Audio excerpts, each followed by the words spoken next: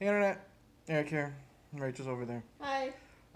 Back for another review, discussion, what have you. If you've been following the channel, we have been talking the Batman films, and tonight we're going to talk Batman Forever. If you're new to my channel, welcome. I discuss plot spoilers, blah blah blah. Watch at your own risk. I've said that 100 times, and this came out in 1995. So if you haven't seen this one yet, too bad. Basic plot is. It's Batman again. It's Batman. And he's pissed. Forever. We're following Batman as he is taking on Two-Face and the combined forces of Two-Face and the Riddler. He takes Robin under his wing, and Nicole Kidman tries to mac on him. And hilarity ensues. Not really. No. Okay. Wow. Okay, initial thoughts, Rachel? Go ahead. Well, I remember when it first came out, way back in the Dark Ages. I think, what did I say, 95? Something like that. I liked it. I can't read it. When we watched it recently, I remember thinking it was very boring. Yeah, 95. Yeah. Very boring. Yeah. I was also very surprised on But I liked it when it first came out. how much I was bored with this one. First off, Val Kilmer is the new Batman. Bruce Wayne, he's fine. He's okay. He's nothing special. He's not nearly as great as Michael Keaton, but he's there. He's like the placeholder, you know. Yeah. So he's fine. He's not Get somebody better. until you can get somebody better, you'll do. But you know, he's just there. He's not an intimidating He's not bat. extraordinary, but he's not awful. Yeah, he's alright. He's like the C plus of Batman and Yeah. Bruce Wayne. So we're not really gonna talk about him that much anymore because that's we have Tommy Lee Jones as Two-Face. He's also hit and miss with me. Sometimes I really like how zany and crazy he is, and sometimes he's just really, really annoying. When he's by himself, I find him annoying, but when he was working off the Riddler, I thought he was alright. Yeah, him and Jim Carrey really have a good chemistry. I don't know because Joel Schumacher is now directing. Tim Burton's gone. I don't know why. But Joel Schumacher is directing, and I don't know what he told Tommy Lee Jones to do. I don't know if he just says, hey, Two-Face is crazy, be crazy, or what, because he's so over the top here, and then he's scary here, and then he's a dork here. It's just, he's all over the place, and it's just like a blob and, you know, of just different types of emotions, and it doesn't always work. But when he's with Jim Carrey, like we said, he's great. But then there's Jim Carrey. He's also 50-50. Right. Okay, when he is the Riddler, kind of annoying when he's not the Riddler. Yeah, when we first meet Jim Carrey, he works for Wayne Enterprises, and he's like obsessed with Bruce Wayne. Like, I don't know if he's supposed to be in love with the guy or if he's just fascinated by him. But when he's Edward Nygma pre-Riddler, he's annoying. I know he's supposed to be like, I think he's supposed to be like this lovable loser, but he's not lovable. He's like the dork in high school that tries to be funny, like But the class isn't. clown, but Yeah. that fails. And he's trying to do his like Jim Carrey thing, but it's like I said, it comes off more annoying. None of the jokes are funny. Like, one of the prime examples is his thing is he's building some type of machine that affects people's brain waves. You put it on your TV and he can read their thoughts, type of thing, and it drives them, like, they're seeing a 3D image and he's reading their thoughts, or some stupid plot device right there. And when like Cerebro. yeah, when he Cerebro for Batman. yeah, when he's got his boss held hostage and the boss is acting loopy when he's watching the TV, and then Edward is sucking in the brainwaves, and Jim Carrey's doing this stupid shtick. It's not funny. It's lame. It's annoying. I lost interest. I wanted to turn off the movie. I did too. But once Two-Face does his thing, like once he finally decides that he's going to take on Bruce Wayne, there's a scene where Two-Face is taking over the circus and he's going to kill everybody, and Jim Carrey's watching this on screen and he's enjoying the mayhem.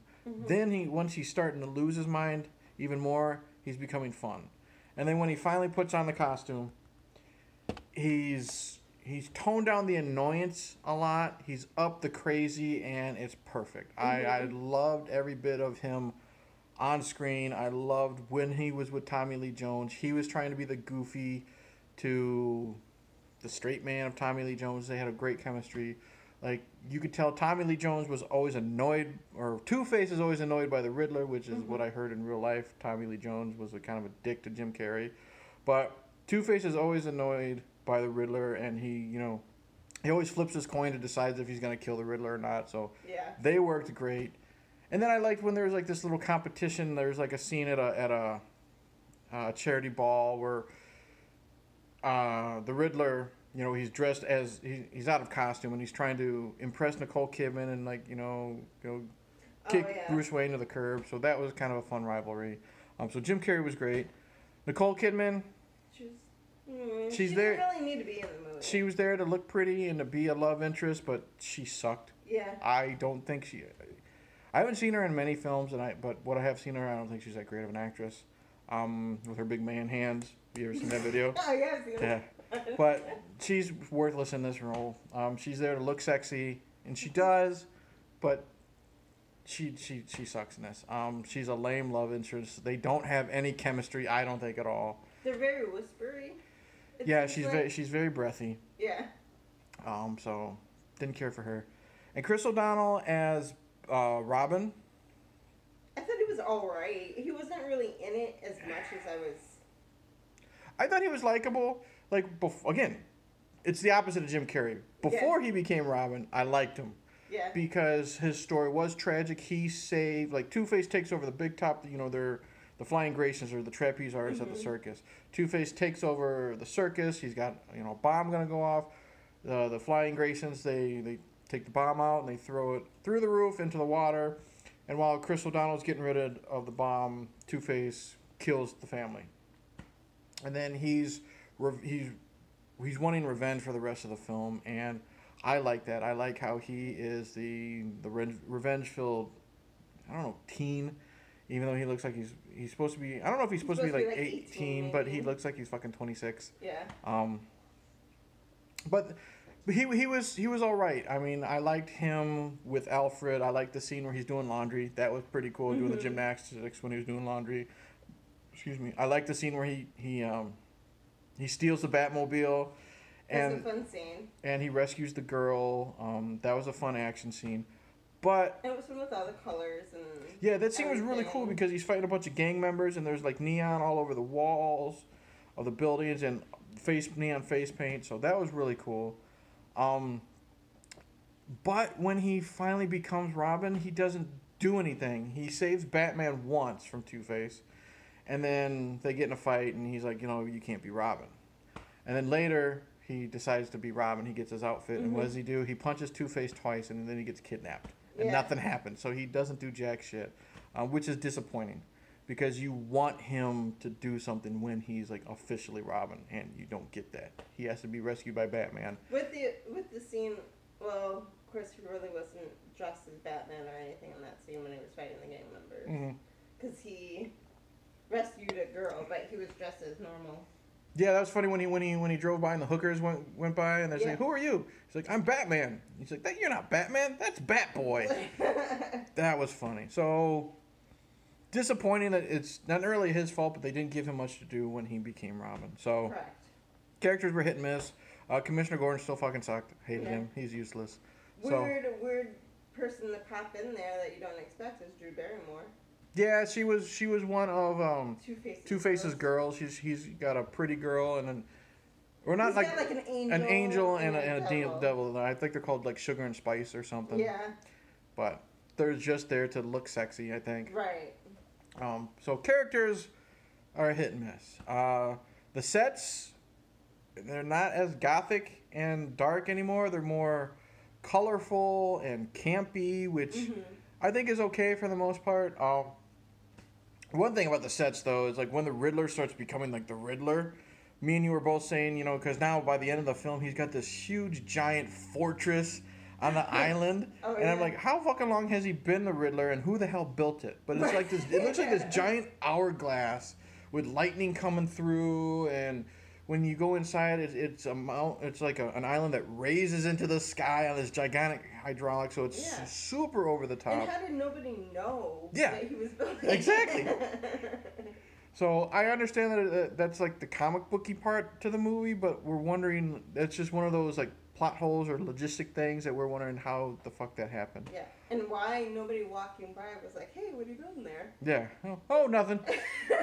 There's nothing to see here. Move along. Move along. So, but then Schumacher, like, so his sets were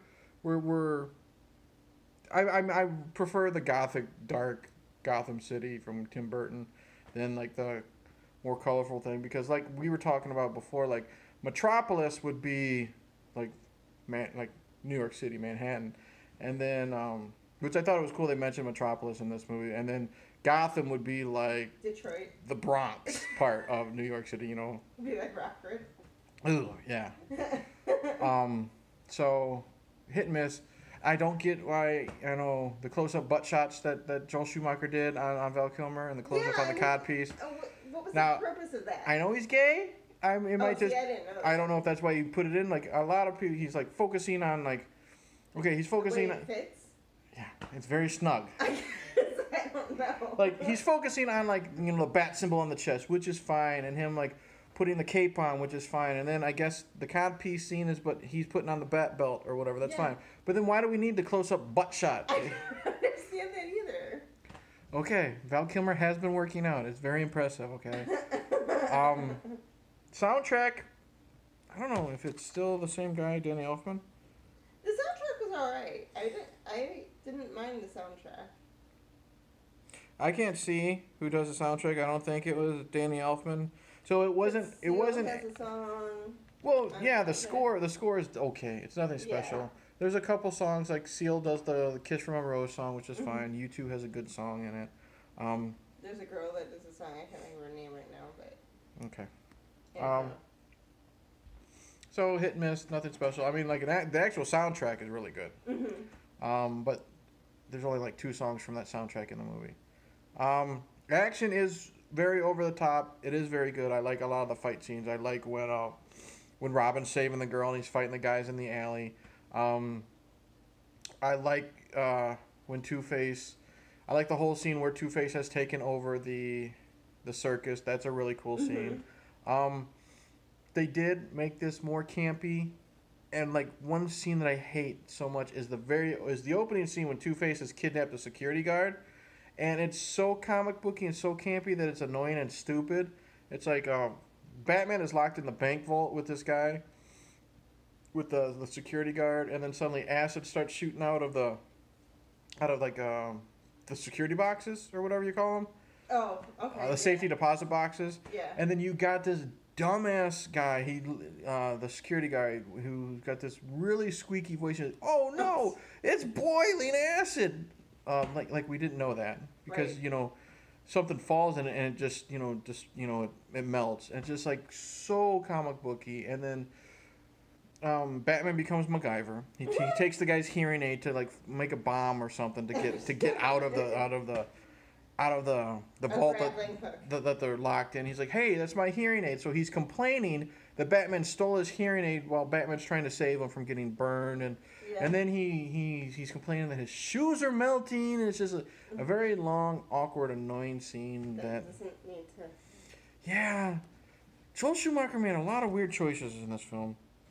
But let's talk about how bored we were when it's not Two-Face and Riddler.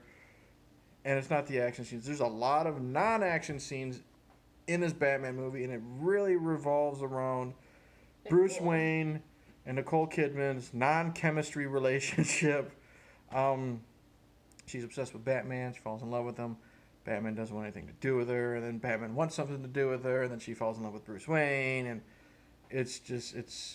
and then he gives up everything for her. Like literally, he says him and Robin are in the Batcave, and he's just got a remote control. He's shutting everything down.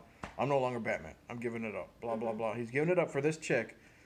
And I understand, because people will say, well, because I love Superman. In the second Superman movie, Superman gives up his powers to be with Lois. Oh, okay. But he's loved Lois for years, type of thing. This guy met this bitch like 2 months ago, and he's already given up being Batman for her. So, and again, they had no chemistry. I don't give a shit about them.